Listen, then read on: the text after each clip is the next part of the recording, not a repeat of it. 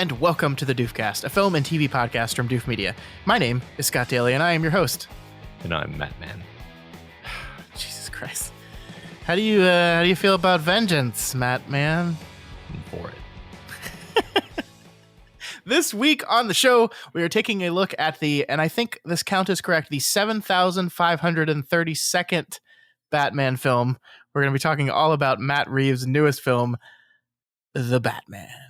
The Batman. The Batman. Yeah. Then, after that, Matt, we are attempting to do the impossible. We will be finishing this episode of the podcast by ranking each and every single Batman film from worst to best. There will be arguing. There will be fighting. The Dark Knight will probably not end up first on this list. It's gonna be wild. Yep. There'll be tears. There'll be recriminations. Can't wait. We're gonna get so many people mad at us for one reason or another. Mm-hmm. That's what these lists do, and naturally we're doing it. That's what they're for, you could say. It is what they're for. But first, The Batman. Fear is a tool. But when that light hits the sky, it's not just a call. It's a warning.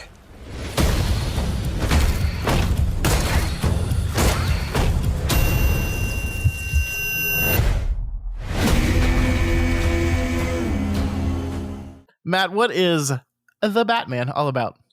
When the Riddler, a sadistic serial killer, begins murdering key political figures in Gotham, Batman is forced to investigate the city's hidden corruption and question his family's involvement. The Batman is written by Matt Reeves and Peter Craig. It is directed by Mr. Matt Reeves. It stars Robert Pattinson as the titular Zoe Kravitz as Catwoman, Jeffrey Wright as James Gordon, an unrecognizable Colin Farrell as the Penguin, John Turturro quickly becoming the MVP of the Doofcast as Carmine Falcone, or Falcone, depending on how Italian you feel at the moment, because everyone pronounces that name differently constantly. And of course, Mr. Paul Dano as the Riddler. That's a murderer's row of actors there, Matt. It is. I feel like swapping your pronunciation of Falcone was the most realistic part of the film, actually. All right, Matt. What did you think about Mr. Matt Reeves and his newest film, The Batman? I liked the heck out of this movie.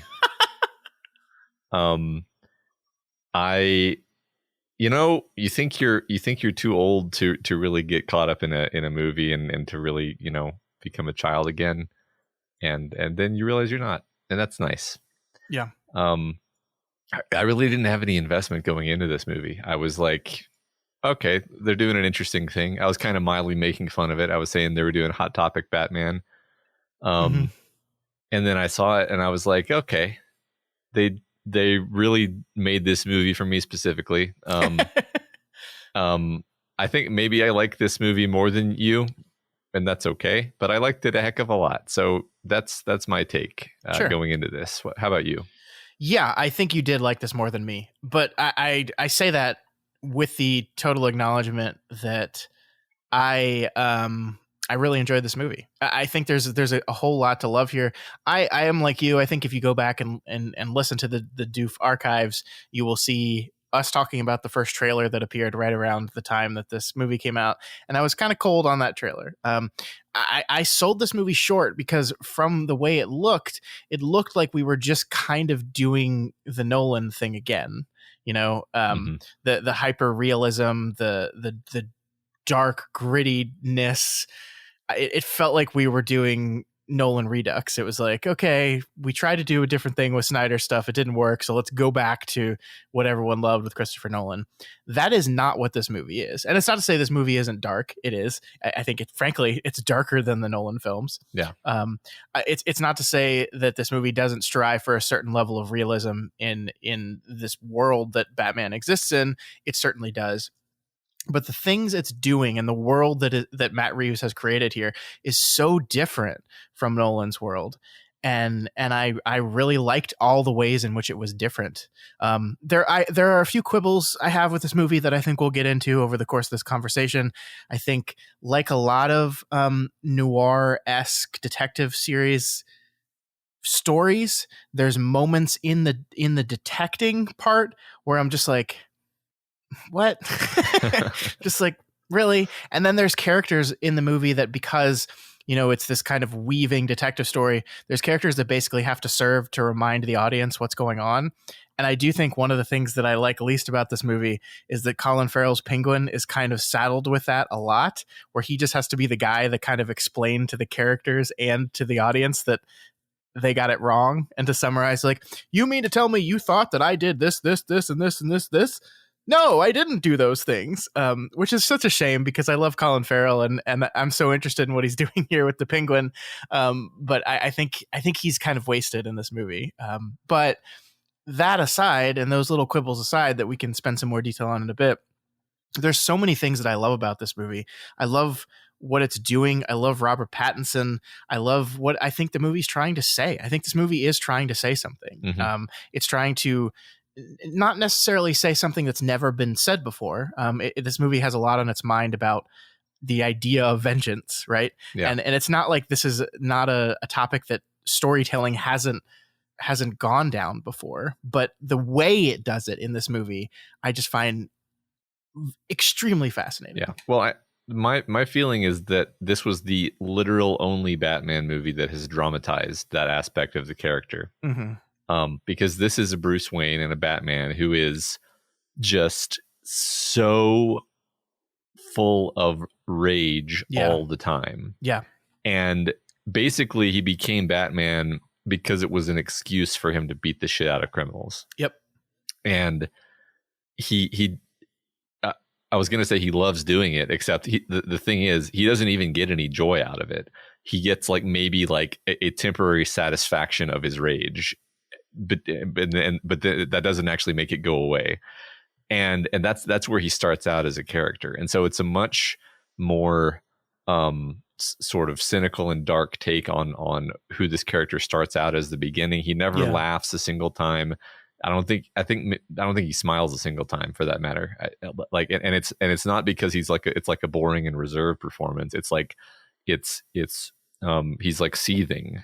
It's a very, like, I've seen a lot of takes on this movie where I'm just like, I just think people have read it differently than me, because people are saying like, oh, it's like a wooden performance, and I'm like, oh no, this is like the least wooden Batman ever, actually.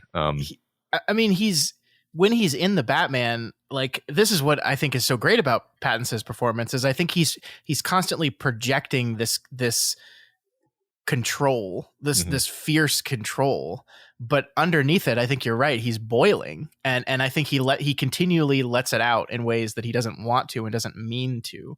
I think it's a fantastic performance, and I think most importantly, Bruce Wayne isn't really in this movie. I mean, we see Pattinson as Bruce Wayne at times, but this is probably the least amount of Bruce Wayne in a Batman movie. And he's not like, there's no dual identities going on here, right? There's no moment where we see like the playboy Bruce Wayne, like, whining and dining the people of Gotham and then going out at night and doing this other thing. No, he is fully the Batman. And even in the scenes where we have Bruce Wayne, he's still acting the same. Like, he really is. Like, there's no differentiation in the character. It's so early in his career that he really hasn't developed this dual life yet. He's just living the Batman, right, 24/7 basically. And when he has to be Bruce Wayne, it's almost just like the minimal amount of energy being put into even being a human being. Yeah. Like my favorite, not my favorite, this movie has too many things for me to have a favorite, but a cool thing that I like was the direct juxtaposition that the movie actually creates, where you have Batman go to the door of the nightclub and go, "Do you know who I am?" And try to scare the shit out of these thugs, and then he later comes to the door as Bruce Wayne, and he's like, "You know who I am?" He's like hunched and like looking at his shoes, and it's like a totally different. And the thing is, he's not like Bruce Wayne is. That's just like how he feels about himself. He doesn't care about anything except accept vengeance, right? Which by the end, of course, he cares about more than that, which is why, it's the rare Batman movie where Batman actually has an arc. Yeah. Instead of just being like, oh, he's Batman, he's awesome, like a James Bond film where there's no arc. He's just a badass. Yeah. I mean, this has been the problem in the majority of the Batman films, even some of the most popular ones, that Mhm. Batman himself doesn't really do anything. He's just there to go up against the villains who are the real stars of the film. Like that's, if you look at almost every single live action Batman film, that's the way it kind of goes. And that is not this movie at all. Batman is the main character. Batman goes through a very specific arc. You are absolutely right that when we meet him at the beginning of the movie, the first thing he says is, it's not like they rewrote the phrase, right? Because he says, "I'm vengeance." Like, who are you? I'm vengeance. Every other Batman film, in that moment, he says, "I'm Batman." And it's not like Batman has said he's vengeance. Like, I am vengeance. I am Batman, Mhm. But this movie takes that idea, that I'm vengeance thing, and it really looks at it and says, okay, but is that a good thing? And Right. I think like, that's why it's so clever that the movie kind of decides that that's everyone's nickname for him in a kind of joking way. Like both Catwoman and Penguin call him Vengeance. Like that's what they refer to him as throughout the movie, as if to remind the audience this is the core character trait of this guy, and it's the thing about him that we're going to be examining. Which is why when we get to the very end of the movie, when one of Riddler's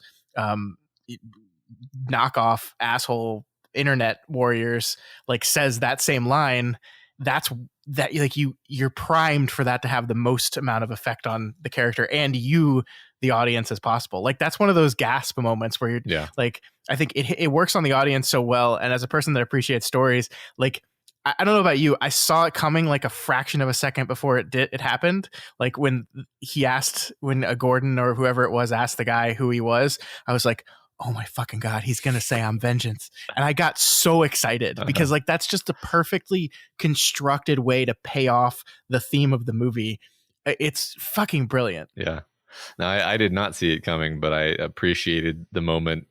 Like you said, it hits you and then the shot turns to Batman and you see him like stagger physically from like the impact of it. It's like realizing like, this is sort of what I am, and this is also sort of something that has arisen because of me, and I need to do this a different way. And and I think importantly, it's not just via the dialogue that we explore that, right? I think that's dramatized throughout the movie. I think the first sequence where we see Batman beat the shit out of some thugs, we see it's a bunch of gang members hassling this guy getting off the train, right? And Batman comes in and beats the shit out of every single one of those thugs, and the only person left there is the man he was there to help, and that man is terrified. He is so terrified of this guy that just saved him because he doesn't understand that he was there to save him. He's just, Batman is working so hard to make criminals afraid of him that the end result is everyone's afraid of him. And so the whole place is living in fear. And yeah, part of the realization of the movie is that I have to be more than that. I have to do more than that. And it's wonderful. And I mean, there's so much to talk about here, Matt. I'm jumping into thematics early because that's what you and I love talking about. But just the idea that the conversation he has with the Riddler in the prison cell, which is one of the greatest scenes of the movie for sure, when the Riddler, there's so many great things about the scene, Matt. The twist that you think he knows that the Batman is Bruce Wayne, and it's like set up perfectly, and it's not like they cheated, right? It's not a cheat. It's just you're making assumptions, just like Bruce Wayne is making assumptions there. Yeah. That they leave it just open enough where you're like, well, maybe not, but it sure seems like it. And then he starts talking, and then it's just it's so well written to make you be like, wait, he doesn't,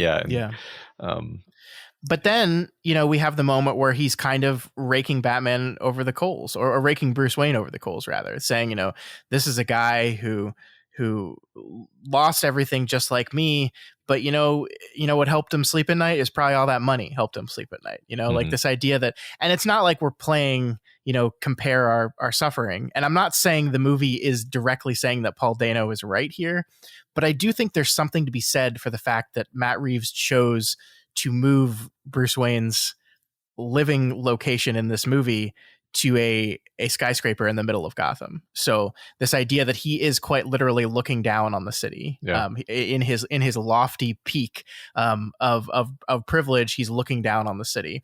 And I do think that's why the end of the movie is so significant in its imagery, because you have Batman sitting up here at the top of the Superdome as the floodwaters rush in, looking down once again above the citizens and looking down upon them. And in this moment, what does Batman do? He jumps on the thing, cuts it, and falls down to their level, right? Mm-hmm. And then the biblical imagery abounds, and we see he's literally like Moses leading his people to the promised land, because there's a lot of biblical imagery in this thing. But I do think that the construction of that and the Riddler's arguments there lend to that final imagery, that it is really important that we see him, come down to earth and join the people and help the people instead of just going to beat up the baddies.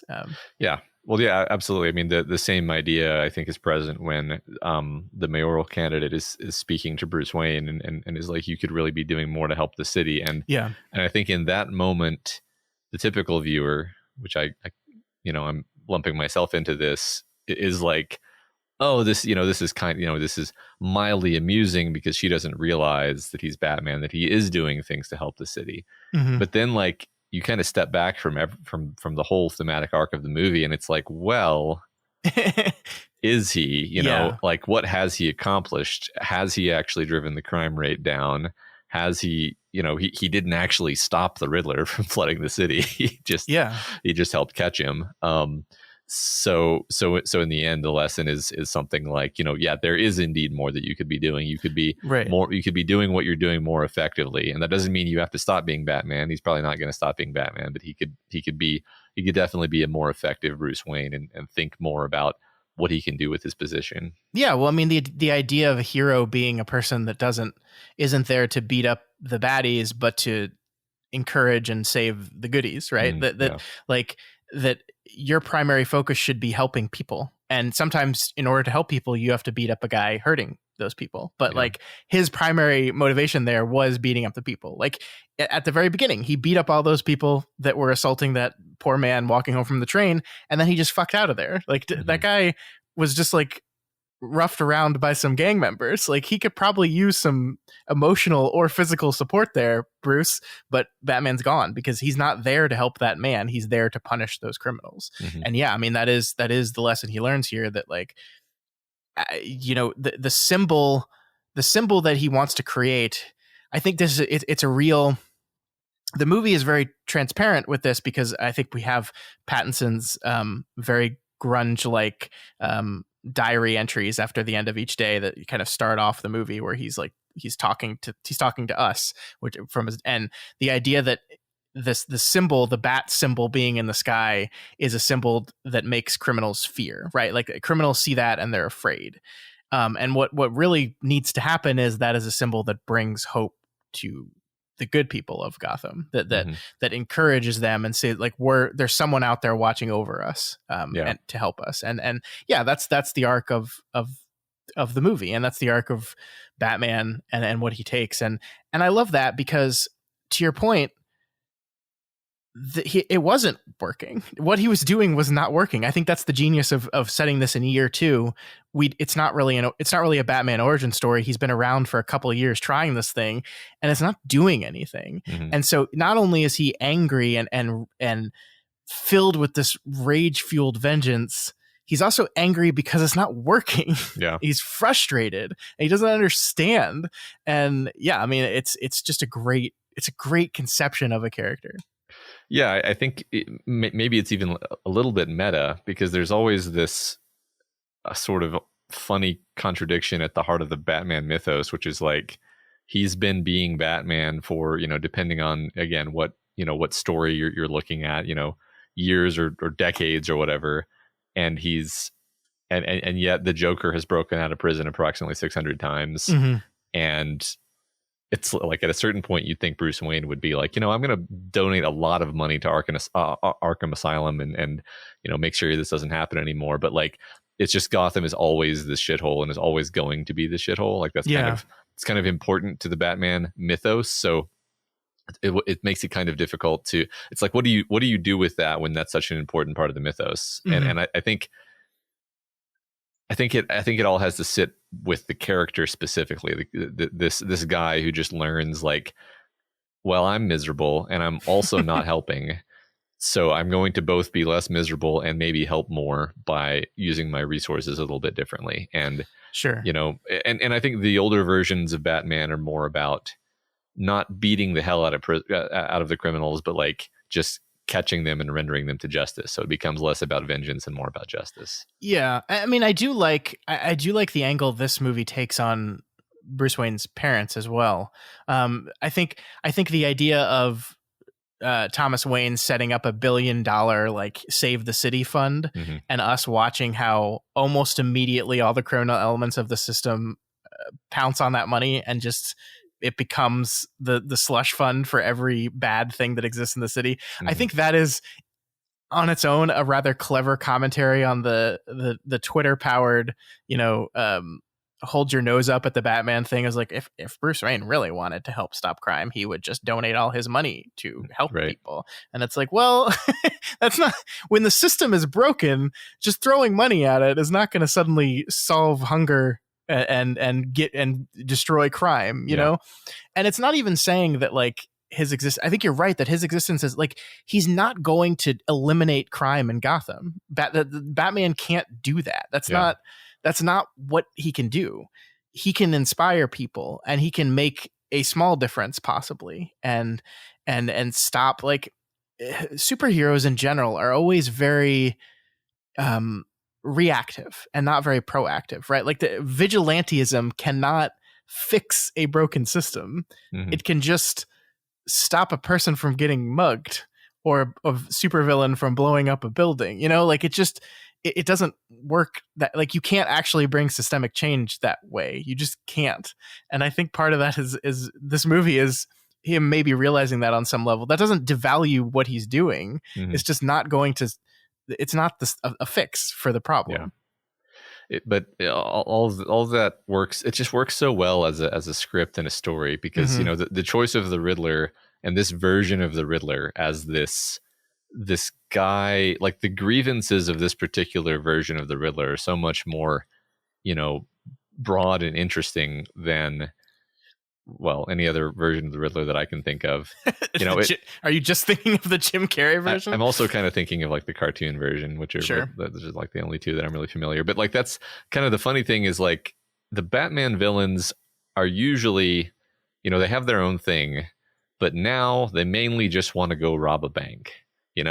Like whatever it is that their complex origin story was.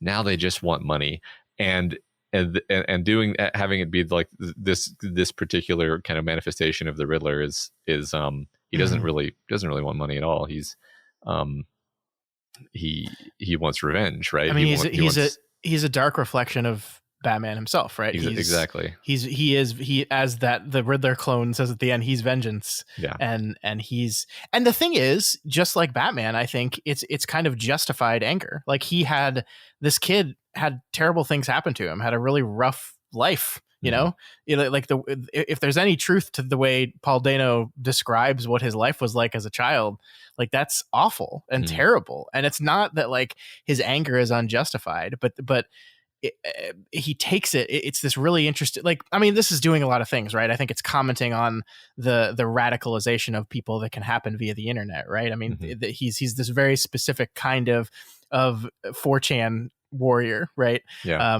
Who has recruited other 4chan warriors, and that's why the ending of this movie is so fucking eerie, actually, that it's like, I still remember being shocked when we went here. Like, you're sitting there, the Riddler is arrested, and you're wondering what could possibly happen now. And then, all the bombs start going off, and you're like, oh, he's just going to flood the city and cause panic. That makes sense. But then suddenly it's like, oh, also, here's a bunch of fucking keyboard warriors that think they're hot shit are going to grab some guns and start murdering innocent people. It's like, holy shit, this is dark. Yeah. This is holy shit. Yeah. I mean, really, it is darker than any of the other Batman films, honestly. Like Yeah. there's something so creepy and like effective to me about the idea that these are guys in these like cheap kind of crappy looking like jumpsuits Mhm.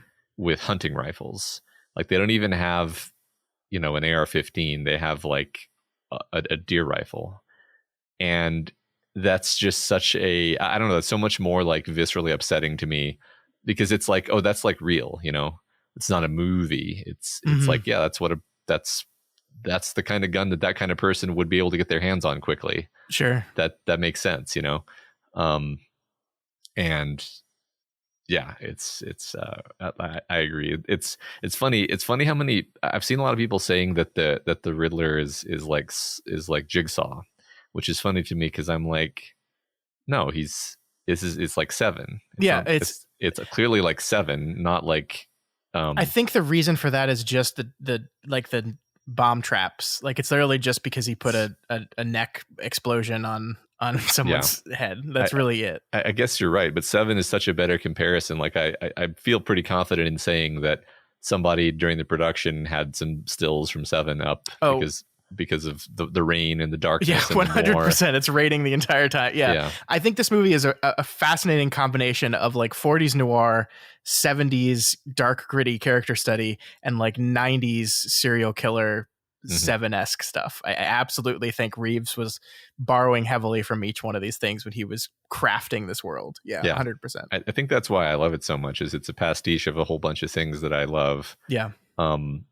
Done in a like and then mixed together with extreme care and like judiciousness about specific choices. So one thing you were talking about before we recorded, because we've been talking about this movie a bit actually since we watched it, was the idea that this is the first ever Batman movie where it's actually properly weird that there's a man dressed as a bat walking around.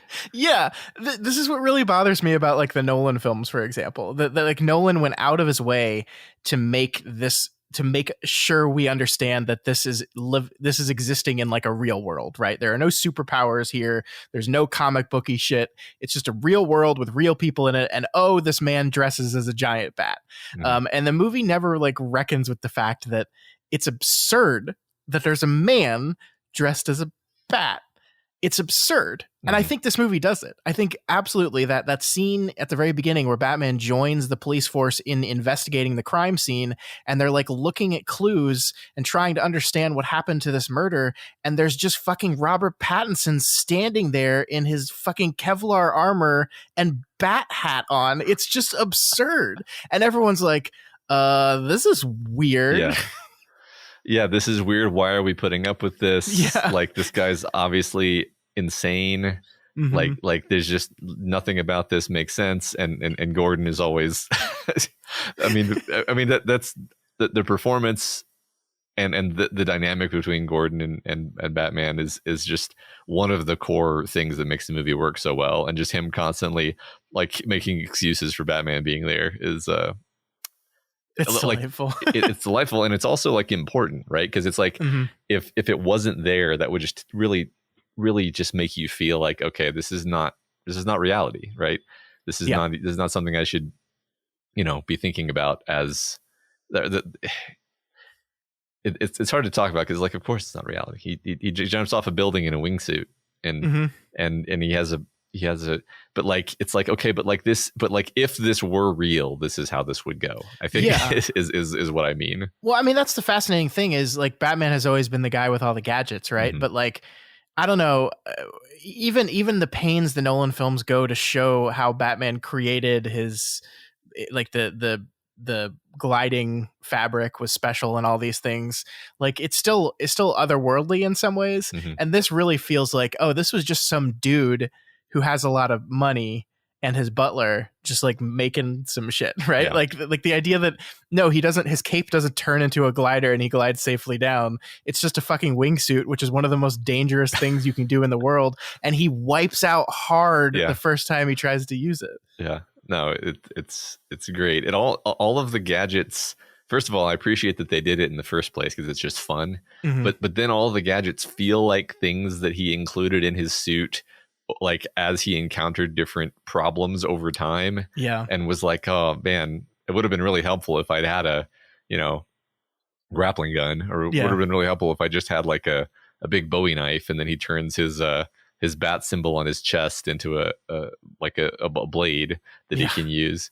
And then you know, it's like, oh man, what if I get poisoned or something? I better have some epinephrine on me. And then he uses it to give himself, you know, a boost of rage mode to beat the shit out of somebody. Yeah. Like these are all things that kind of like make sense while also being like, you know, okay, it's Batman, it's silly, it's ridiculous, it's a comic book, but also it grounds it just enough for you to be there in kind of the Seven serial killer vibe. That's the fascinating thing about this movie is I think you're right. It manages to play both sides in a really interesting way, where this movie always feels like it's operating in this kind of elevated comic book world, but also simultaneously is as grounded as you could possibly make a movie of this type. Mm-hmm. Yeah, I mean, it's clearly having fun, you know, like the whole romance angle with Catwoman, which we haven't talked about at all. Can we talk about that for a bit? Yeah. I have things to say, but go ahead. There's that's the thing. There's so much to say about everything, but like it's a very, very stylized, you know, noir romance where the first thing that happens is he's just watching her undress while breathing heavily, which by the way, I just wanted to call that out because we've been complaining about there not being enough horniness in movies. and this film has brought horniness back to the mainstream. I'm very happy. Can we just say here, I just want to officially declare at the start of this movie, Batman has never kissed a girl before. Like 100%. Totally. Catwoman is the first kiss he's ever gotten. And that's like, I hear people talk about the amount of chemistry on the screen between Zoe Kravitz and Robert Pattinson in this role. And I don't disagree that they work very well together. And there's some definite heat and chemistry between those two actors in these two roles. But there's also a lot of awkwardness on behalf of Bruce Wayne Batman, who is getting attention from a girl that he's never gotten his entire life before because he's just been this fucking grungy Nirvana guy living in his cave room and plotting revenge. And like, it's so awkward at times. It's so awkward. Like, and Zoe Kravitz is so good in this movie and she just commands every scene that she's in. And you just see like, he doesn't know what to do around her. He doesn't know what to do around girls. It's just, I think it's really funny. Yeah, no, absolutely. Doesn't know what to do around girls. Also doesn't know what to do around a girl who's like as competent as him at things that he's trying to do. Yeah. And, you know, like he clearly immediately wants to I think it'd be too much to say he falls for her, but like he's immediately extremely interested in her and is like basically making excuses to use her in his plans and stuff. I love the bit where he like, you know, takes her chin and like looks longingly into her eyes and it's like, yeah, the contacts look good. It's great. It's so perfect. Oh my God, I love it so much. I mean, this is the way I think you could see him as the perfect reflection of Paul Dano's Riddler again, right? Like who would definitely be an incel type. And it's not that Batman is an incel in this movie. I'm not going to say that. People would murder me, but he definitely does have that kind of that socially awkwardness. Like to reiterate, this guy is not the playboy Bruce Wayne that like is macking on the ladies all the time and living up the rich life. And then, you know, underneath it all doing all this heroic crime fighting. No, that's not his life. Yeah, absolutely. I mean, I think he has never at any point in his life seen the point of being Bruce Wayne. It's all been about getting revenge and satiating his rage. And now that he has the idea that there could be something more to it, you understand, you know, we know the mythos of this character, and so we can say, oh, so now he's going to use the Bruce Wayne persona, and maybe he'll grow into that and you know, play that up a bit. Sure. And I mean, speaking of Zoe Kravitz as Catwoman, she slots perfectly into all these themes we're talking about as well, right? She is a woman that's driven by vengeance as well. She is there to punish her father, John Turturro's Carmine Falcone, um, and is driven entirely by that revenge as well. So we have our three main characters in this movie all seeking the same thing. And the characters that are successful are the ones that manage to turn away from that before they go too far. I will say, did you? There's this whole through line in the movie of like the sins of our fathers, right? Mhm. Like you have Zoe Kravitz, her father is John Turturro's Falcone. You have Thomas Wayne, who we see is a bit more complicated and less, pure and innocent of a character than other Bat versions of the story have depicted him. He got a little down and dirty in his time. And then we have the Riddler. And I swear it felt like the movie was going to do something where like the Riddler's father was someone important to this whole triangle. Yeah. It's funny you mentioned that. I think I had stuck in my head this idea from, okay, so I never actually saw Joker, but the Joker in that movie, my understanding is that Joker thinks that his father, I guess I don't want to spoil a totally unrelated movie, but he thinks his father is someone important. Yes. And I thought, for some reason, maybe that was floating in my head. So yeah, I also kind of felt like they were going to do something with Riddler's father, but it really felt like that's where we were moving towards. And then it was a little weird that like right when we're about to get there, the movie just veers a different direction. And I'm not saying that's the wrong choice. It's just like that felt like it would have been a satisfying, triptych of the stories within the film. Mm-hmm. Yeah, I guess I didn't feel the absence of it, but I see what you mean. Yeah, sure. Speaking of John Turturro, oh my God, this man is so good.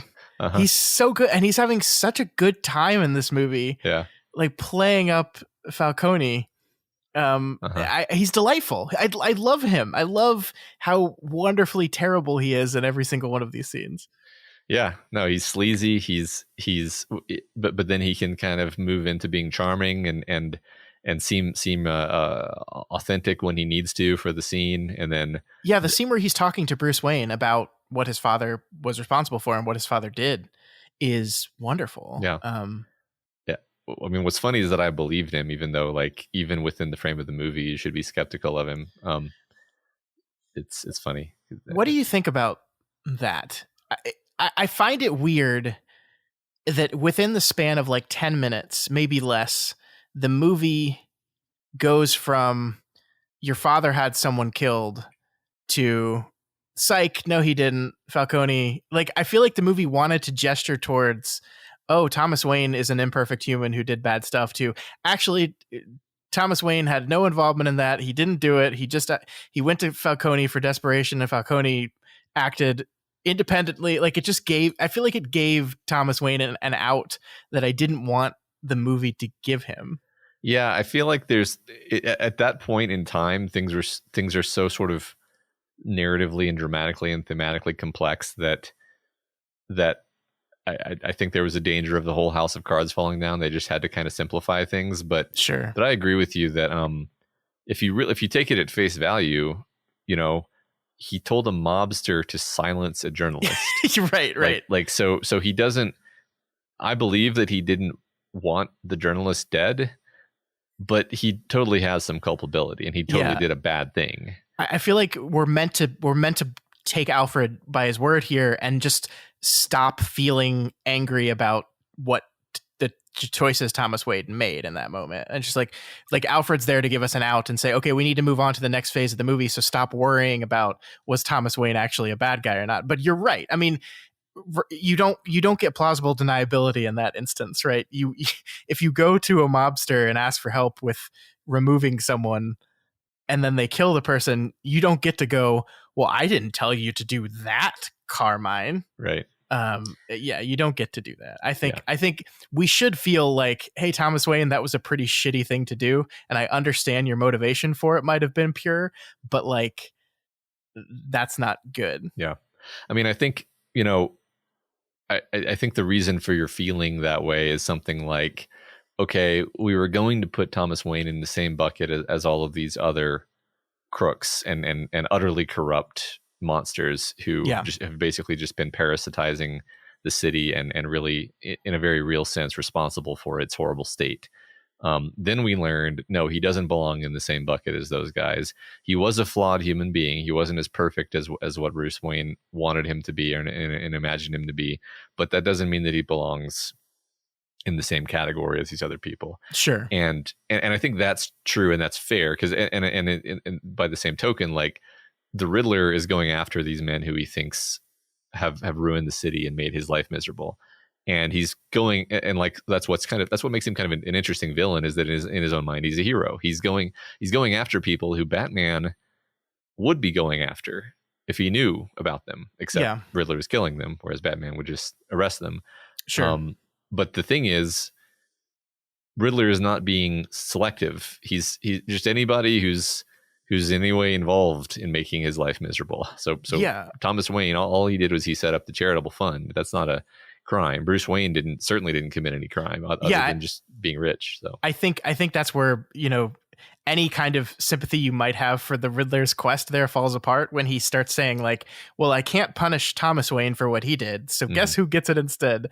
Bruce. Like, I mean, like, yeah, like, Falcone is corrupt and terrible. The mayor obviously is in league with the mob. The whole police force needs a good like cleansing. They need to, get rid of all the corruption in there. Like these are sympathetic goals, but yeah, it becomes vengeance for vengeance's sake. Like the Riddler is not actually trying to change anything anyway, because the culmination of his plan is to just shoot innocent people, including the woman who just won election, who is trying to promise real change. And whether or not she delivers on that, we don't get to see. And that's immaterial though. Like his point of view is so warped by the vengeance he seeks that anyone is a target now. Everyone is culpable, and therefore everyone must die. Right. Yeah. And that's Batman's lesson to learn is that he needs to pay more attention to the innocents. And yeah, you got to detect Batman. What you think about? So overall, I liked the Riddler and his riddles. I think the flightless bird or the bird riddle is a little ridiculous, where they're like, wait a minute, a bird? Oh, a penguin's a bird. And then later they're like, you know what is also a bird? A falcon. Well, and then also, a bat is a rat with wings too. Yeah. Well, I mean, it's ridiculous, but okay. So that's the thing is maybe when I say this was made for me, what I mean is like this was made for a kid who grew up watching the Batman cartoons, sure, and also really loved, the Michael Keaton Batman. Like this just kind of seems like the kind of thing that would be from those properties, where it's like, yeah, it's exaggerated. It's maybe cartoonish, but that's kind of what I want. Now, I don't know. I agree with you. I just liked it. Sure, that's fair. I just think like this is Batman, the world's greatest detective, doing a lot of detecting. Some of the detective work in this movie is just like, I mean, there's not a lot of actual detective work when you really break it down. It's mostly just the Riddler gives you a riddle and Batman goes, huh. Yeah. Right. And well, yeah, I mean, they smatter in a couple of pieces of detective work where he'll like look, he'll be like in the crime scene and he'll like glance around and be like, I don't remember what he says exactly, but like he notices something that nobody had noticed yet, and just to give you the bona fide, like, yeah, he's actually a detective. But the only thing that bothered me in that regard is the puzzle where there's like a cipher and we see that Alfred is trying to like crack the cipher, and then Bruce Wayne is like, just highlight only the symbols that we already that he gave us the cipher for, and then it immediately pulls out the word drive. And I was like, wait a minute, like that's not a puzzle, that's like the easy, like that's way too easy. Yeah. Like Bruce Wayne's insight there was that the puzzle was really, really easy. Yeah. Yeah. And I don't know, maybe I'm misunderstanding exactly what happened, but I was like, that's not even a cipher. That's just a I don't even know what to call that. It's like a paint by numbers, basically. It's paint by numbers. Yeah. So I don't know. I guess maybe even we were supposed to be thinking there something like, don't think too like don't think as hard as you're thinking. He's not actually trying to make the puzzles that hard. Well, I mean, yeah. Maybe the Riddler just isn't that good at puzzles. Yeah. He doesn't solve the greatest puzzle of all, which is who is Batman, right? Yeah. Like he doesn't get that one. There's two ways to take it, actually. One of them is that the Riddler's not actually that smart, not that good at making puzzles. And the other is that he's intentionally making the puzzles easy because he wants Batman to solve them. Sure. Because like that one in particular, he wants him to find the thumb drive. He's not trying to hide the thumb drive. Which one of the greatest moments of the movie, right? Thumb drive. That's fucking fantastic. Holds it up, silently staring at Gordon for like 2 full seconds. Thumb drive. Oh my god. Oh, Robert Pattinson is so good in this movie, man. Like he's flawless. I don't understand why anyone would call this wooden. I love this man's career. I love the choices he's made. I was a little shocked that he decided to get into the blockbuster filmmaking again. Mm-hmm. But I understand he probably read the script and was like, yep, I'm in. This is awesome. I want to do this for sure. Yeah. I mean, he brought a real gravitas to it. You know, so our later discussion is going to be about ranking the movies, not ranking the Batman. So I'll just say that as of this moment, sitting here in 2022, he is my favorite Batman, actually. It's so hard because, first of all, regardless of how you feel about the Nolan movies, the Batman sucks. I'm sorry for all the Nolan heads out there. Christian Bale's Batman is just not very good, and he's not even close to the best part of those movies. I really like Keaton, but it's like comparing Keaton's Batman to Pattinson's Batman is just so apples and oranges. And this is the problem we're going to have when we start ranking these movies, right? Is that these movies are trying to do such different things that it feels so weird to attempt to compare them against each other and say, yes, this is the better Batman. I will say, recency bias definitely standing, that I loved Pattinson's version of this character so much. And I can't imagine somebody else in this role doing this type of thing. Like, I mean, just look around. Like, what other actors can you imagine playing Batman in this movie? I can't think of anyone. Yeah, it's an interesting question. I feel like there's also like a weird kind of generational lacuna where I feel like all of the actors whose names I know are like 45 and older. Sure. Because and they've been playing 25-year-olds for their entire career. Yeah. How old is Pattinson actually? I think he's 30 something. He's still young. Yeah, he's 35. Yeah. So he's so young. He's so young. He's the youngest person I know. Yeah, he's just a kid, really. Which, I mean, that's kind of funny because it's like I wonder how old the character is supposed to be. Yeah, good question. I feel like he's playing a young 20s Bruce Wayne, right? It definitely feels. I would have guessed the character was supposed to be like 25. Yeah.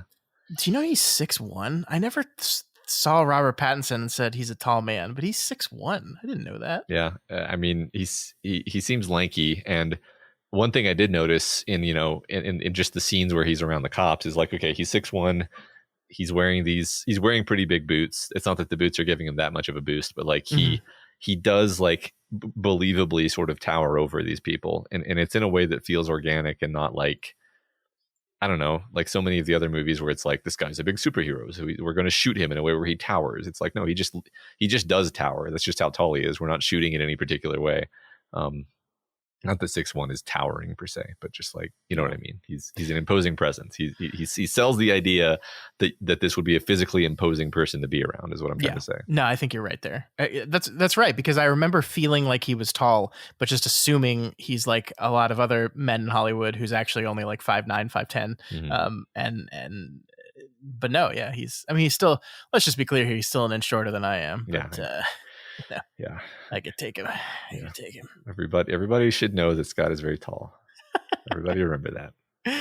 Never forget it. This has always been frustrating to me because I'm above average height, but all of my friends are like an inch taller than me. I don't know why that is.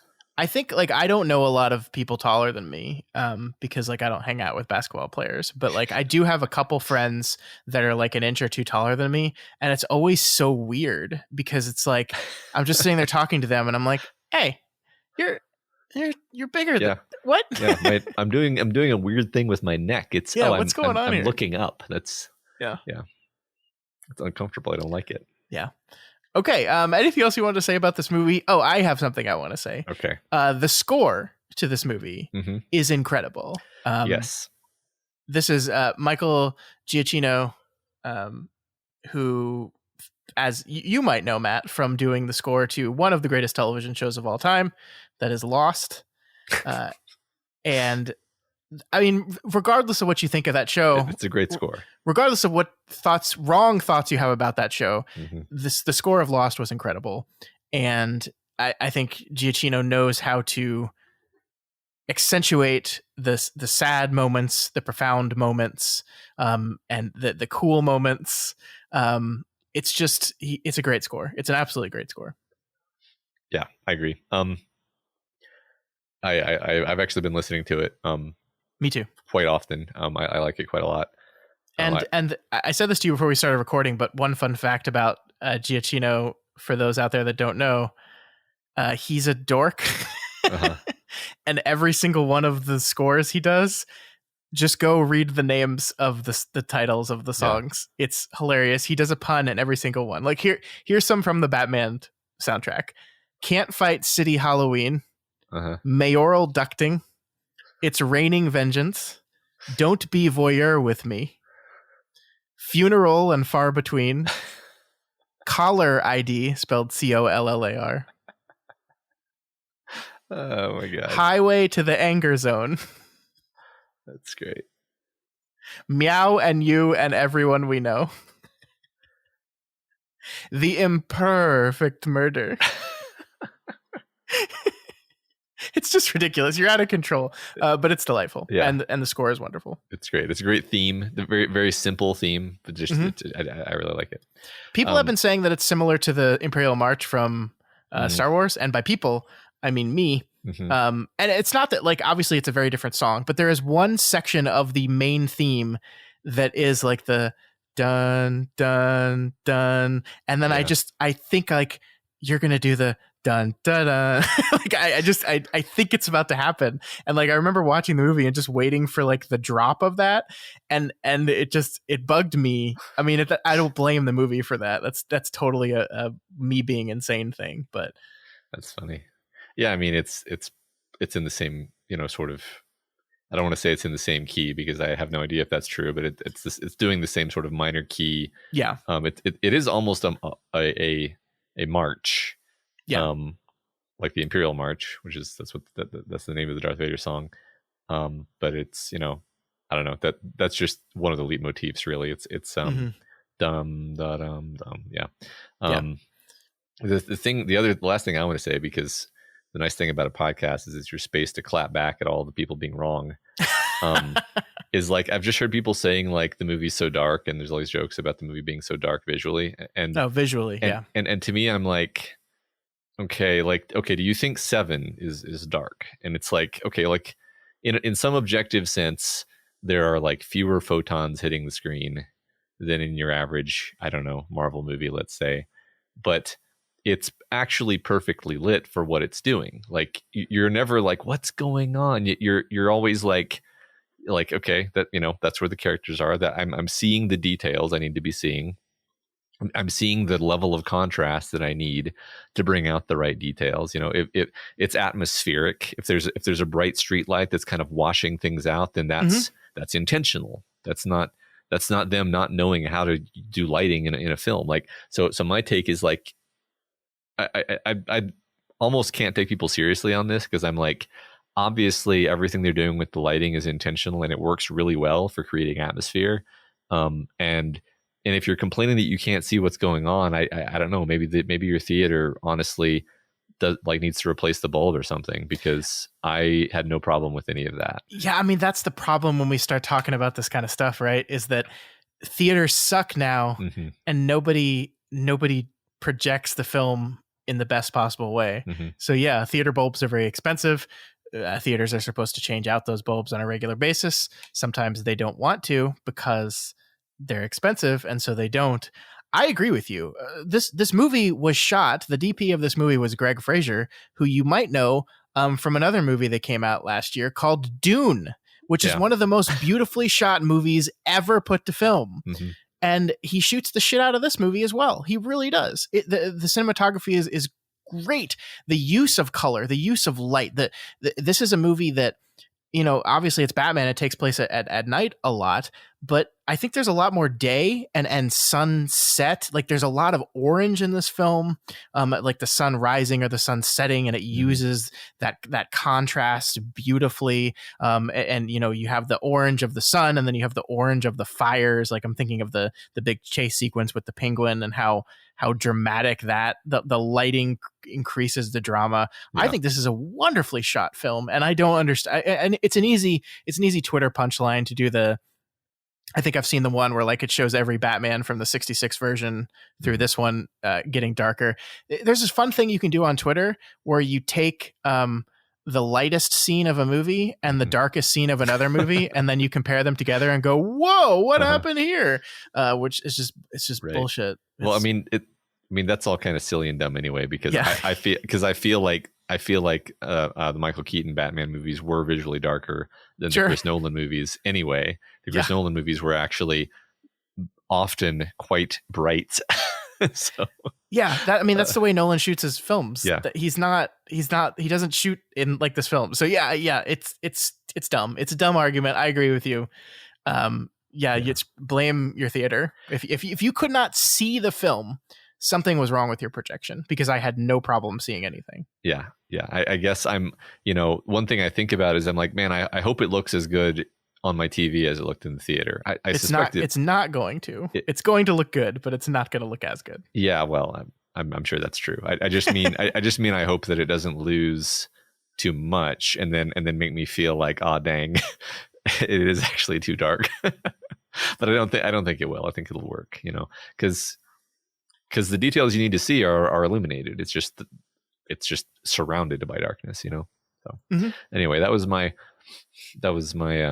Matt's little clapback corner over here. Okay, I want to do Scott's rant corner real quick, because here's the one thing I hate about this fucking movie. Okay, the trailer. Yes. Now, first of all, I want to make clear here, this is not Matt Reeves' fault or anybody involved in the production of this film. They do not control what scenes make it into the trailer and how the trailer is cut and yada, yada, yada. Rarely do any of those people make those choices. This trailer spoiled the end of every single sequence in this entire fucking movie. All I could think of when I was watching the wonderful, powerful end of the penguin chase sequence, all I could think of was, man, I wish I didn't know exactly how this was going to end, because the trailer showed literally the end of that action sequence. It's this beautiful, wonderful shot of Batman upside down walking to the flipped penguin car and him freaking out. It's a wonderful shot, beautifully composed, and they put it in the trailer of the movie. Yeah. And I hate that. Yeah. I hate it. I mean, you're not even exaggerating. They put like every pivotal moment of awesome action. Yeah. The Riddler's turning himself in sequence is the opening of the trailer. That's like the end of the second act of the movie. Yeah. And that's in the trailer. Yep. I don't know, like, I don't know what to say about this broadly other than I feel like we're doing this more and more. I feel like there's one of two things we can do in trailers. We do trailers that spoil every single sequence, or we do the Marvel thing, which just tends to either just outright delete characters from scenes in the trailer or just try really hard to like only show scenes from the first act of the movie. And obviously I think that's better, but I'm just wondering, like, I don't know what to do about trailers right now because I think they're not good, and they're not good for very different reasons. But this is a not good trailer because it decided that it would be really fun to spoil all the pivotal moments of this movie. Mm.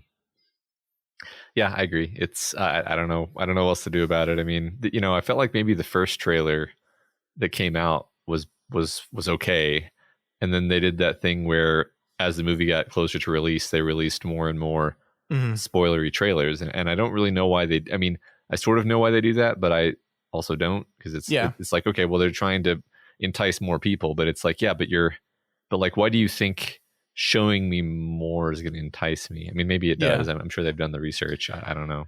I was about to say something and then I realized it wasn't true based on the structure of the movie, but I was about to say, like, wouldn't it be cool if the trailer doesn't even hint towards the involvement of the Riddler at all? That it just sets this up as a movie where Batman is investigating organized crime in Gotham. I think that would be a cool trailer, but that's not true to the movie, because one of the interesting structural choices the movie makes is we see the opening sequence of the movie is Riddler as the serial killer, observing his next victim and about to go in there and kill him. Which, you compared it to Seven, that would be like us seeing Kevin Spacey kill the first person in Seven. I think there's a different version of the story where we don't even know Riddler's involved.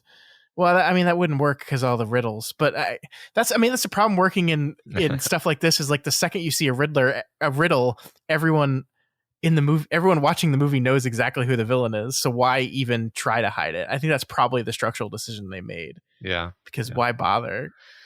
Right. I mean, people are just going to be confused. They're going to be like, what are you?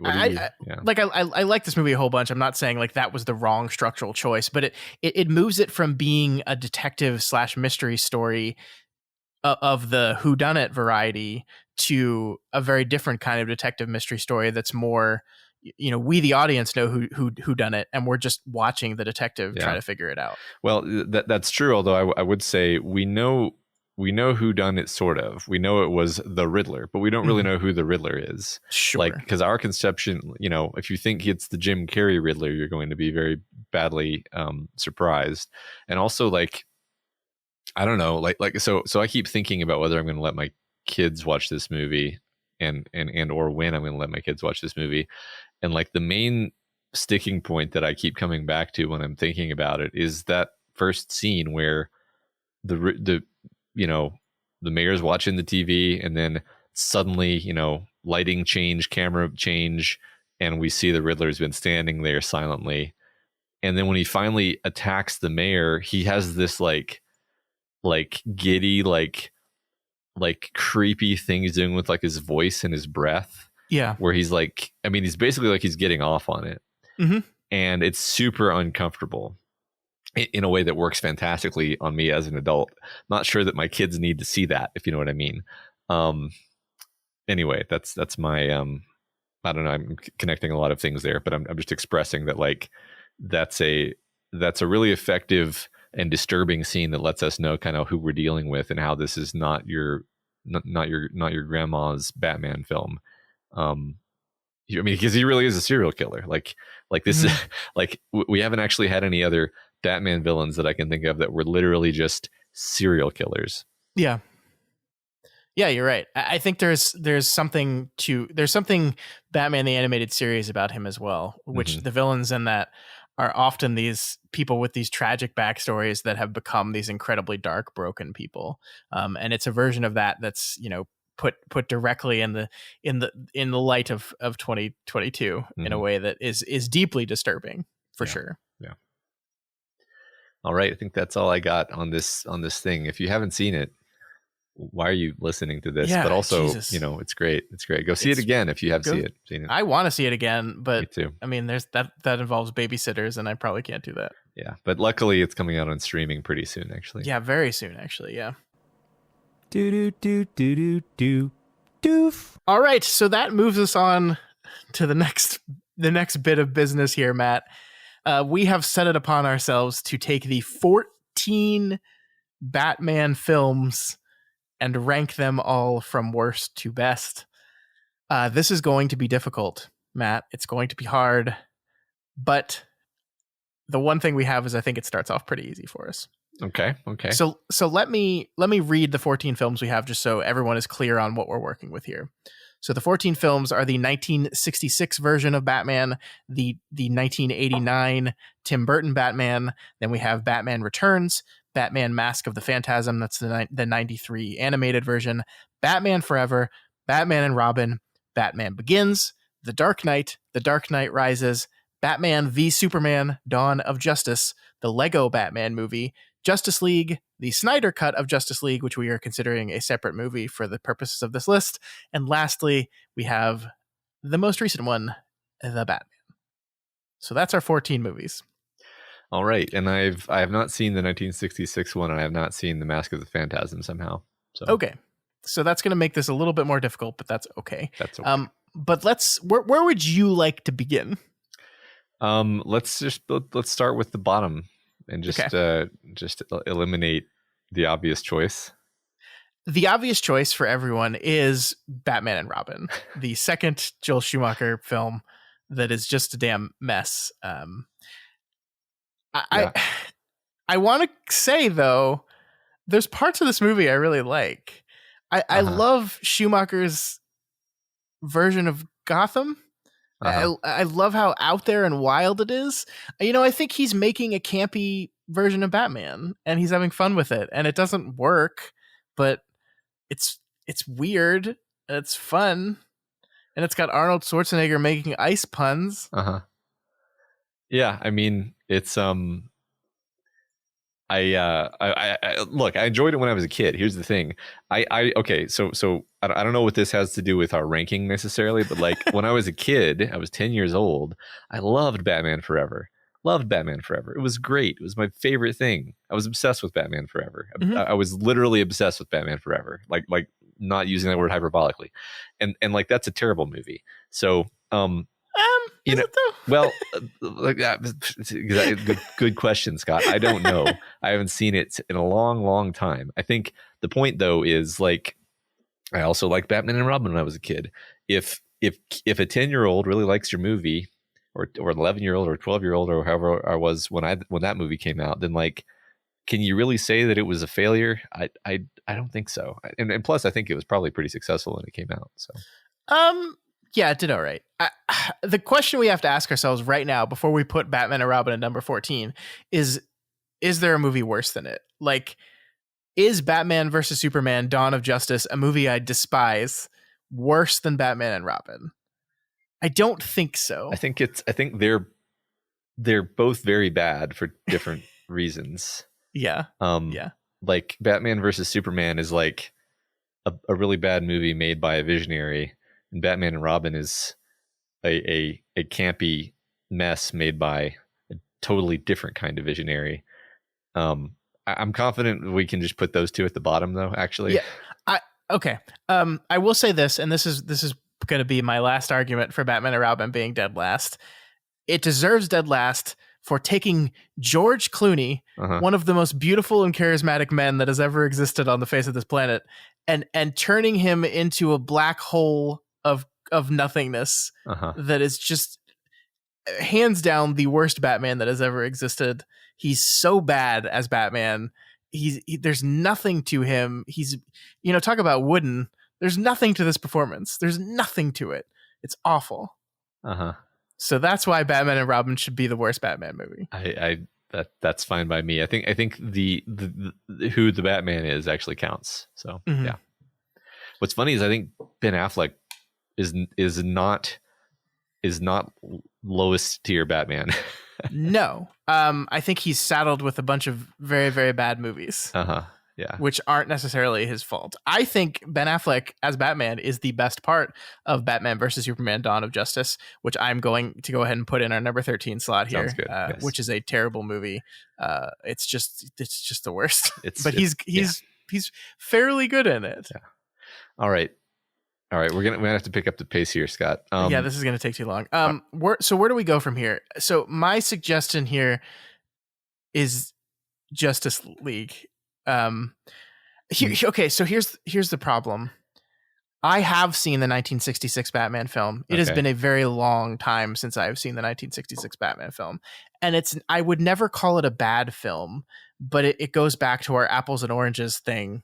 Like, this is such a different version of the character that it feels weird being on this list, but it should be. But I do think it should not be. I don't think it's bad enough to be hanging out with Batman versus Superman.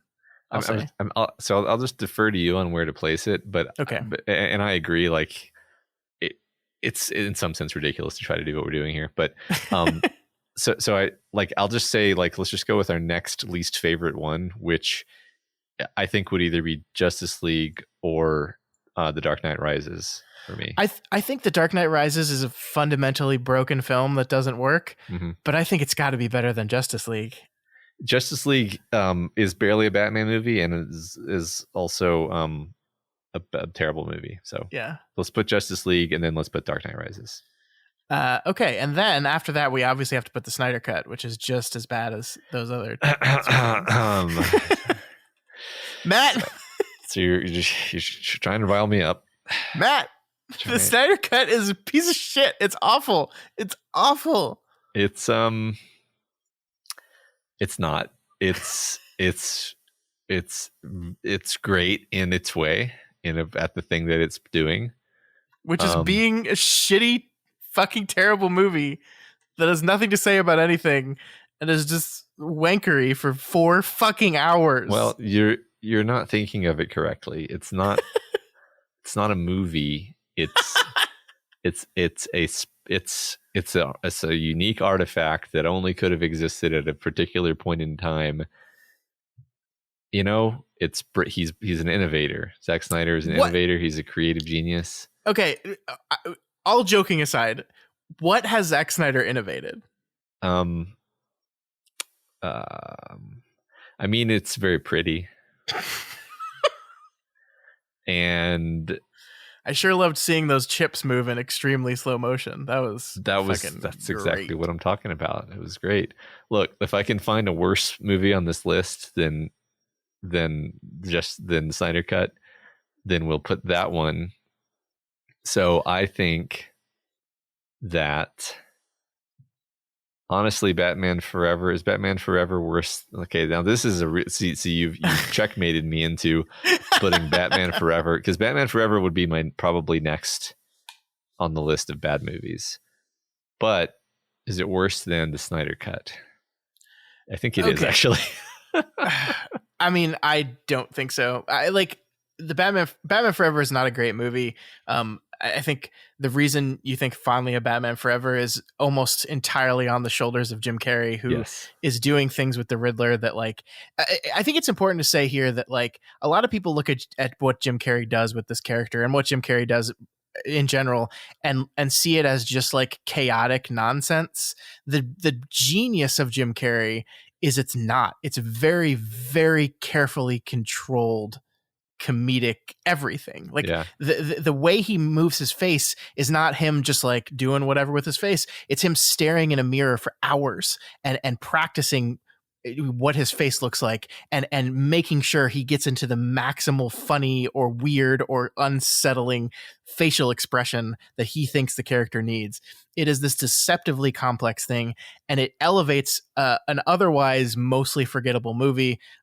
I really like Val Kilmer as a human being and as an actor. His Batman is just so bleh. Yeah. Tommy Lee Jones is phoning in every single scene he has here, which is weird because like half the time he's phoning it in and half the time he like is like desperately trying to sprint to catch up with Carrie and he just can't do it. Well, it's kind of perfect given his character. Sure. But I mean, it kind of seems like he was having some kind of nervous breakdown during that movie because apparently he like hated Jim Carrey. It's like, how can you hate Jim Carrey? Nicole Kidman is in this movie somehow. You probably always forget about that and then remember that Nicole Kidman is a character in this movie that does nothing. I did forget that. Yeah. Chris O'Donnell is Robin, who is not a terrible Robin. I liked Robin in this movie. I feel like that's one of the things about the movie that doesn't really work is the whole like Robin. You're like, okay, obviously there was a studio note that they had to have Robin in the movie, and it doesn't. I don't know. I don't like it. Isn't that interesting? So we have 14 films here. Yeah, 14 Batman films. Robin has appeared in exactly 3 of them. Mm-hmm. Batman Forever, Batman Begins, and the Lego Batman movie. Oh, that's it. Batman. Batman Forever, Batman and Robin, and the Lego Batman movie. Yeah. And arguably in the Dark Knight Rises. That doesn't count. Yeah, that's not Robin. Right. I'm just saying it because somebody's gonna say, Okay. But isn't that weird that like Robin, this is the dynamic duo.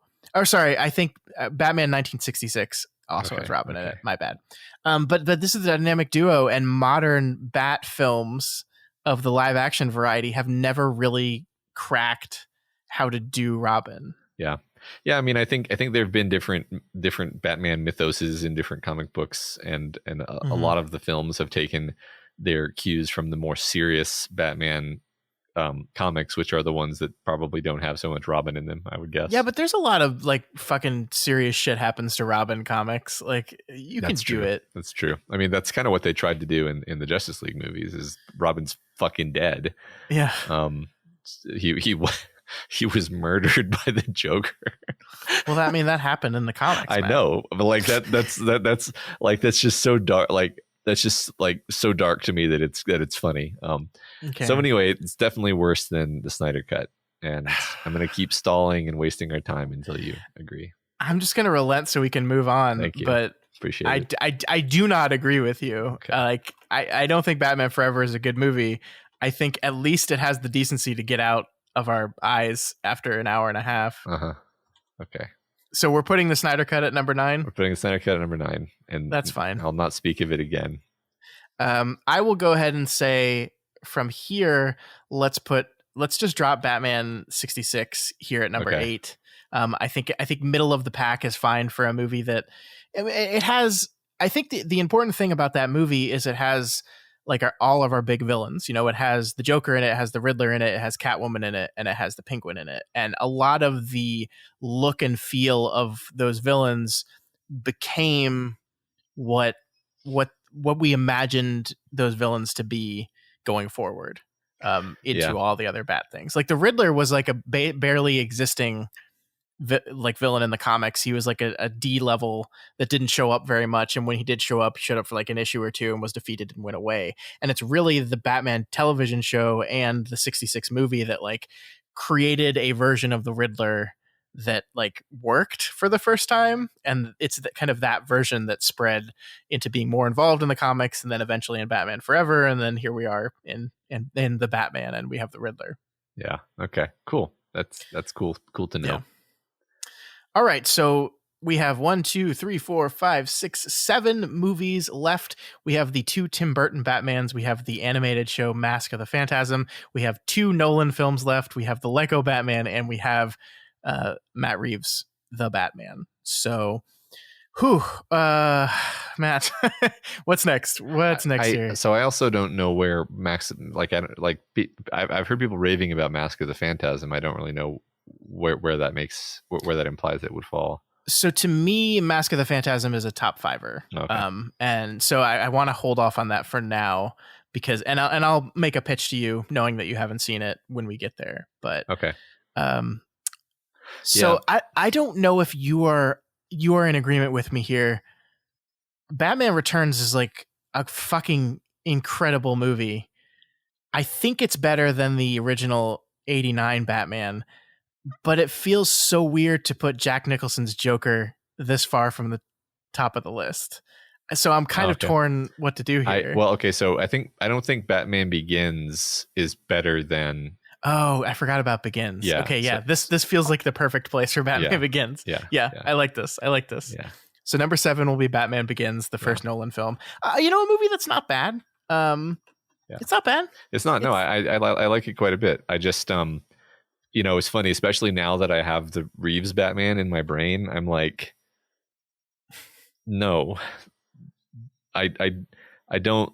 It's not that I dislike that movie. I'm just like, I like all of these choices better than those choices. You know. Sure. Okay. All right. Now we can talk about 89. Is Batman 1989 a number 6? Okay, let's talk about the Lego Batman movie. Oh yeah. Michael, our friend Michael's, as he says, the best Batman movie, according to Michael. A very fun film. It's a good movie. I enjoyed it quite a bit. It's poking a lot of fun at the Bat films, and it's also telling a very beautiful story about family and you know, protecting the ones that you love. Is it a top fiver no, it's for not. Batman? This isn't that hard. Yeah. Okay. I was probably building it up longer than I needed to. Okay. So number 6 is Lego Batman. I mean, no, what's funny is we did that thing again where I think I kind of forgot that was on the list, and it might go even lower than this, but I'm okay putting it at number 6. I'm all right with saying it's better than Batman Begins because I do think it's a very, very well made movie, and I love Will Arnett as Batman. It's just perfect. Okay, yeah, I agree. I'm fine with it being there. Okay. All right. So top fiver. Okay, so I think the decision right now to me is between Batman 89, Batman Returns, and Mask of the Phantasm for this fifth spot. Okay. So talk to me about those first two, and then I can talk to you about Phantasm. I feel so. I agree with you that Batman. I think Batman Returns is a better movie than 89. I think that what is going on with the villains in that movie is just all time iconic. I mean, obviously Jack Nicholson also is, but like the Catwoman, my God. Yeah, I think that the easy way to say this is Batman 89 has one iconic villain performance. Batman Returns has 3. Yeah. Yeah. Right. Okay. So then the question is, okay, Mask of the Phantasm or Batman 89. Okay. So let me talk to you about Mask of the Phantasm. Okay. This is an animated movie basically based off the style of the Batman, the animated series television show. It is about 110 minutes long. So it's a shorter movie. It's basically one long episode of the show. Mm-hmm. And it is a movie that does something that I don't think I've seen much Batman stuff do. It's a story about when Bruce Wayne was younger and just starting out with Batman. He fell in love with this girl, and he almost married her and almost quit doing this whole revenge thing. And then she suddenly left him. And that part of the reason he became the Batman was because she left him so suddenly and destroyed him. And he jumped headlong back into this other thing he was doing. It has some of the most emotional and powerful scenes in any Batman thing. There's this one beautiful moment where Batman is at his parents' grave in the rain, like crying at them, like begging them to allow him to feel happy. Like he's so distraught over the fact that he feels happy. Mm-hmm. Like I think the line he says is something to the effect of like, it just doesn't hurt as much anymore. Is that okay? Like, and he's just so it's beautiful and wonderful and deep and introspective on a character that I've rarely seen in these movies. And I just love it to death. I think it's wonderful. And there's parts of the movie that don't work as well as that, but the highs of this movie are, higher than a lot of other films. Okay. So, I mean, that to me, from what you just described, sounds like it might be better than 89, but it's hard for me to say. I'm going to put Batman 89 as number 5. Okay. I feel like it being in the top 5 is good. I feel like that honors the Nicholson performance, while also Vicky Vale is in that movie, but also basically a non-presence as well. I mean, that's the thing is it's clearly incredibly groundbreaking, and it's really the thing that set off the whole modern conception of Batman films. Mm-hmm. But why would we expect the first one to be, better than number 5? And obviously there's been a lot of great stuff and a lot of great innovation since then. So my favorite part of this is when the Joker puts poison in all the makeup, and like the next day all the TV crews, they can't wear makeup anymore, and their skin looks like terrible. Like it's like one day later and their skin just looks so terrible. Yeah. And like splotched and pimply. I'm like, what the fuck happened? That's the great thing. Like that's the Tim Burton-ness of it coming through, because that's totally a Tim Burton like comedy beat. And you know, I think he's more, well, no, I was going to say he's more unreservedly Tim Burton in that movie. He's actually pretty unreservedly Tim Burton in both of these movies. Yeah. I mean, such to the point where the reason why Batman Forever exists is because he was too Tim Burton-y. I don't know if you've seen the clip that's making the rounds on the internet of like the summer teen TV critic that appeared on a show that watched Batman Returns, and it's just like, I was offended. It's just like, shut up. It's horrifying. Freaking narc. Yeah, right. Ruined everything for us. Yeah. Okay, so Batman 89 at number 5. I'm gonna go ahead and say Mask of the Phantasm. See, this. I feel like if you had seen this movie, I could make a more solid argument for why this should be in the top 3. But it feels weird to put a movie in our collective top 3 list that you haven't seen. Yeah. So I'm all right with that at number 4. Sure. So we're left with, unsurprisingly, the list that I thought we were going to be left with, which is The Dark Knight, The Batman, and Tim Burton's Batman Returns. So this is going to be tough. Yeah. I'm going to... I think number 3 is The Dark Knight. Oh my God. Yeah. I think Batman Returns is a better movie. You know, I have seen that movie recently. It's a really good movie. Joker performance is fantastic. Batman performance is pretty good. It's fine. It's very long. It's very talky. It's got a lot of iconic set pieces that are amazing. It's got a handful of boring set pieces that didn't need to be, like when he goes to Hong Kong. Everything in Hong Kong is like the movie stops. It stops. And I'm just like, can we just go back to fucking Gotham, please? What's funny? This is so boring. What's funny now is that I like that much less now, because I realize that was almost certainly like the CCP cutting a massive check to the studio. Yeah. So it's got a ton of great stuff in it, but I think the other two are like more perfect clockwork entities. So yes, let's put The Dark Knight at number 3. Oh my gosh, we're gonna get murdered. We are. Yes, The Dark Knight. Heath Ledger, you're great. Love you. Amazing Joker. Iconic Joker. Dark Knight as a whole, number 3. Yeah, I mean the Two-Face stuff is also fun, but yeah. Okay. Here's what I'm thinking for 2 and 1. I'm thinking The Batman is number 2 and Batman Returns is number 1. That's where my head's at right now. What is your emotional reaction to that? My emotional reaction to that is that I don't feel any strong objection. And honestly, bearing in mind the fact that I'm aware that I have recency bias toward the Batman, I want to sort of shave a couple notches off of my sort of pedestal that I have it on, and say that probably sounds reasonable. I mean, the truth is I would need to watch Batman Returns again, which I haven't seen in forever, and to really be objective. But I feel okay with that ranking. Yeah. I feel like Batman Returns did a lot of very important things. One, it was the first time that I fell in love with a woman.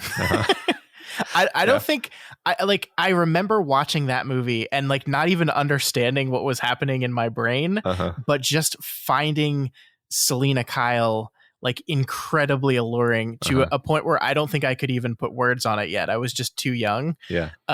Like I just remember, you know, everything she's doing in the black latex, of course, but then when she first shows up back at work after having had the transformation and she's like sexy version of Selena Kyle, that is imprinted in my brain in a way that will never get out of it. That is such a powerful moment in the development of Scott Daly. Yeah. Well, and the ending of it is like this tragic, like her falling apart and, desperately trying to get revenge on this guy. Mm-hmm. And then, is she dead? We don't know. And as a kid, I was like super invested in the idea that somehow she survived. Well, you do know there's a scene at the very end where she like appears in the shot, right? Like the camera pans up to the moon and then she stands up in the shot. But that was not in the original movie. Okay, it was in the original movie, but that shot was not planned. Test audiences were so mad that they killed her at the end that they reshot a scene and like added her into that scene to signal to people, no, she's not dead. She's not dead. I don't remember this. It's in the movie. Freaking me out. Okay, hold on. I'm gonna make a note to find this later. Okay. Maybe I didn't see it because I was a stupid kid. Yeah, I mean, you have to wait till like it's like the very end of the movie because like the movie ends with Bruce Wayne in his car and like sad because Selena Kyle's dead, right. And he says like Merry Christmas to all men and woman, and then drives off, and then the camera slowly pans up in this beautiful when Tim Burton was good shot. And it's and then she like it goes to the moon and then she stands up into frame and then the Batman music that Danny Elfman score like kicks in. See, I mean he finds the stray cat on the street and he takes it in his car, but okay, I'll maybe I've just blanked this out somehow, but anyway, yes, I'm good with that. It was very formative. This is our list, so we're allowed to put a movie at number 1 just because it was our sexual awakening.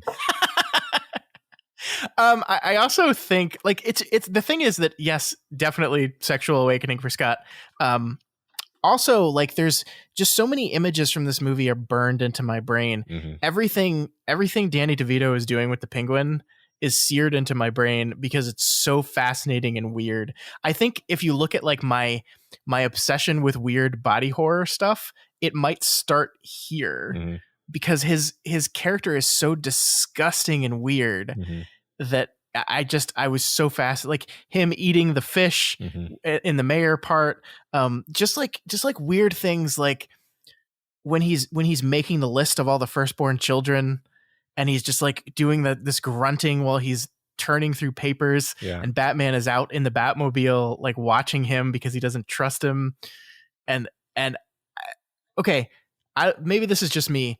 But like the Batmobile rolling over snow is one of the most satisfying sounds in my head for some reason. I just love that scene where the Batmobile is driving over this fresh blanket of snow, and it's like this. It's muted the wheels a little bit. I don't know, man. This movie is just seared into my brain. Yeah, no. For me, I can like play on a tape the whole sequence of her coming back to her apartment after being the whole bit where he throws her out the window. She dies, and then the cats crawl over her, and she comes back to life, and she goes back to her apartment and starts making the suit, and then she burglarizes the place. Like it's great. It's all perfect. Yeah. Speaking of body horror, the moment where the cats are bringing back to her life and start like biting her fingers and stuff, I found horrifying, like viscerally horrifying in a way that I also was like, oh, I like this. Yeah.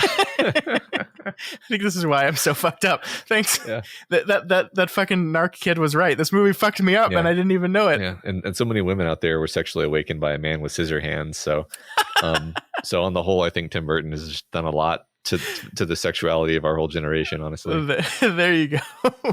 So there it is, folks. That is our list. Matt, could you go through it one more time for folks? All right. From worst film to best film: Batman and Robin, Batman v Superman: Dawn of Justice, The Justice League. Number 11 is The Dark Knight Rises. 10 is Batman Forever. 9 is The Snyder Cut. Still not top half. Calm down. Number 8 is Batman 1966. Number 7 is Batman Begins. Number 6, The Lego Batman Movie. Number 5 is Batman 89. Number 4 is Batman Mask of the Phantasm. Number 3 is The Dark Knight. Sorry. Number 2 is The Batman. And number 1 is Batman Returns. That feels right. I as you were reading that, I was trying to gauge myself emotionally. With the exception of number 9, that all feels right to me. Yeah, it's not like that ranking we made recently where like halfway through we realized that we'd like forgotten certain movies, and yeah. It's fine. I think we did a good job with this. I think there's going to be zero complaints or disagreements from anyone in the audience. Yeah, definitely, man, definitely. All right, folks, that is going to do it for you this week. If you have any opinions on anything we talked about, including the second best Batman film, The Batman, or any of our rankings or any of the other Bat stuff we talked about, feel free to reach out to us via email at doofmedia@gmail.com, over on our Twitter account @doofmedia, or on our Doof Media subreddit. That's r/doofmedia. Yeah, and if you're not already subscribed to the Doofcast, we encourage you to do so and ensure you never miss an episode. You can find us on iTunes, Stitcher, YouTube, Google Play, and pretty much anywhere else podcasts can be found. And if you like all the various and wonderful things we do here at Doof Media, consider supporting us financially. You can become a patron of Doof Media over at patreon.com/doofmedia. And not only are you helping us, helping keep our lights on and our microphones on, but also you are you're getting a bunch of bonus stuff, a bunch of cool bonus stuff. That's right. Yeah, and we put a lot of energy into that, so go check it out. Yeah, absolutely. Also, please consider rating and reviewing us on Apple Podcasts. Each review helps us get more exposure and introduces new people to the content that we make here. That is right. Please do that. We really love those rating and reviews. But that is it for us this week, Matt. I don't know what we're doing next week yet. I haven't figured it out. You haven't figured it out. Nobody's figured it out, but we're going to be back and we're going to talk about something, and I'm sure it will be lovely. That's right. So join us, won't you?